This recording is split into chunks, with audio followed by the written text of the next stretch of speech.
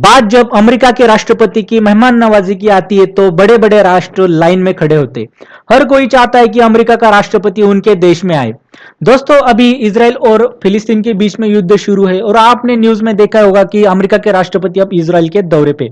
उनका दौरा ऐसा शेड्यूल था कि पहले वो इसराइल को विजिट करेंगे और बाद में वो शांति वार्ता के लिए जॉर्डन में जाएंगे दोस्तों।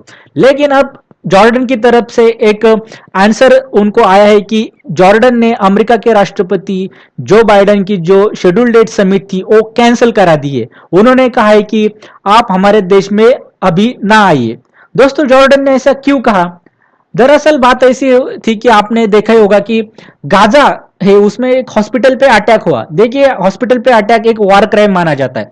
अब वो किसने किया वो अभी एक उसमें ब्लेम गेम शुरू है, लेकिन एक अटैक तो हो गया। इसके वजह से देखिए जॉर्डन में काफी गुस्सा है लोगों में और ज्यादातर मुस्लिम देशों में भी गुस्सा है और बाकी जो एक वाइडन जो हम ग्लोबल पब्लिक है उसमें भी एक कहीं ना कहीं वो शोक जाता रहे।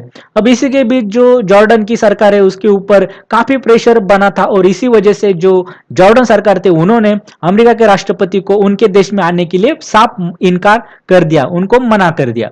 अब दोस्तों, ये जो बात हुई है इसकी वजह से क्या होगा?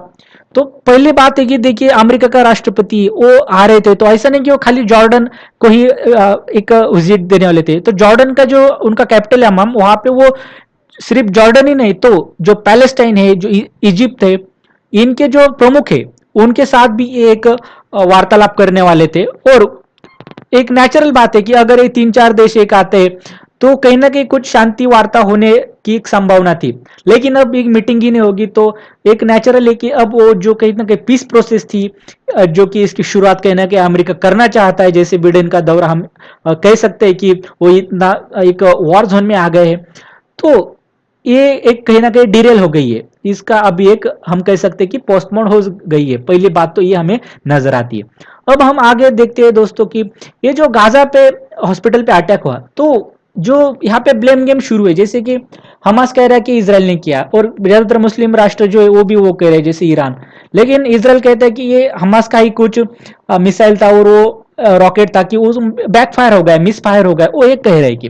लेकिन दोस्तों एक बात तो एक यहाँ पे दर्शाती है कि यहाँ पे जो भी स्टेक होल्डर है इस युद्ध में वो कुछ डायरेक्ट स्टेक होल्डर है और कुछ इनडायरेक्ट स्टेक होल्डर है जो अभी पीस प्रोसेस नहीं चाहते इस रीजन में। ऐसा क्यों? क्योंकि देखिए अगर पीस प्रोसेस होता है तो इन्होंने जो भी ये जंग शुरू है तो इसके बीच कुछ तो भी कॉम्प्रोमाइज होगा और अगर जब भी कॉम्प्रोमाइज होता है तब किस बहुत सारे स्टेक होल्डर है उनके जो इंटरेस्ट है उनको कहीं ना कहीं हानि पहुंचेगी। वो नहीं चाहते कि अभी युद्ध समाप्त हो जाए। तो इसी वजह से हम देख सकते हैं कि जो भी हॉस्पिटल में अभी हमला हुआ है उसके पीछे ये दिखता है कि कुछ स्टेक होल्डर अभी कॉम्प्रोमाइज नहीं चाहते, शांति नहीं चाहते। अब दोस्तों हम आगे देखते हैं कि जैसे कि अमेरिका का राष्ट्रपति देखिए अब जब भारत आते या किसी भी देश में आते तो उनका 1-1.5 महीने से उनके जो सीक्रेट एजेंट थे आते हैं, होटल के होटल पूरी बुक करा लेते हैं, उधर की गाड़ियां लाते हैं और एक बड़ा इंतजाम करते हैं, बहुत बड़ी फोर्सेस लेके आते हैं। लेकिन देखिए यहाँ पे इतना वार जोन है तभी भी देखिए रॉकेट दागे जा रहे हैं, लेकिन अमेरिका का राष्ट्रपति बिना कोई सोचे समझे यहाँ पे आ रहा है, विजिट दे रहा है, तो इनको डर नहीं लगता क्या? तो दोस्तों यहाँ पे बात ये सामने आती है कि उनको यहाँ पे कुछ ना कुछ आउटपुट चाहिए। अमेरिका चाहता है कि वो मीडिएट करे इससे पहले कि जो रशिया और चीन जो है वो मीडिएट करे। देखिए आज ही देखिए जो पुतिन और जो जिनपिंग है चाइना के राष्ट्रपति, इनकी एक मीटिंग होने वाली बीजिंग में, तो अमेरिका का चाहता है इसके पहले वो कुछ इसका सोल्यूशन निकाले। इसीलिए देखिए राष्ट्रपति बाइडेन आ रहे थे और वो जॉर्डन में एक बाकी 3 देशों के साथ मीटिंग करने वाले थे। लेकिन अब अमेरिका का यहाँ पे एक फेलर दिखाई देता है इस हमले के बाद। अभी अमेरिका का राष्ट्रपति जो है उनको अमेरिका जो जब भी जाएंगे वो खाली हाथ जाएंगे, किसी सॉलिड आउटपुट उनको नहीं मिल रहा है दोस्तों। ये बात यहाँ पे हुई है। और दोस्तों अब आगे क्या होगा? देखिए दोस्तों अभी जो ये हमला हुआ है इसका वजह से जो मुस्लिम राष्ट्र है वो इसका देखिए कैपिटलाइज करेगी इसको। अब वो कहेगी कि इसराइल ने किया।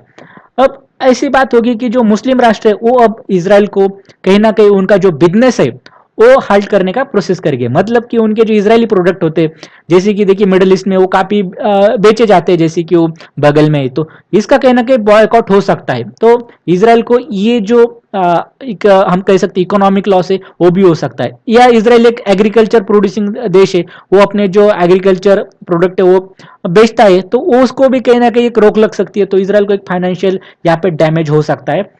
एक मुस्लिम राष्ट्र में एक मुहिम चल रही है, और ये एक आने वाले समय में इसको एक बड़ा हम कह सकते हैं कि एक फॉर्म ले सकती है। दोस्तों ये था दोस्तों आज का टॉपिक। आपकी क्या राय इस बारे में, तो आप कमेंट सेक्शन में जरूर बताइए। बहुत बहुत धन्यवाद।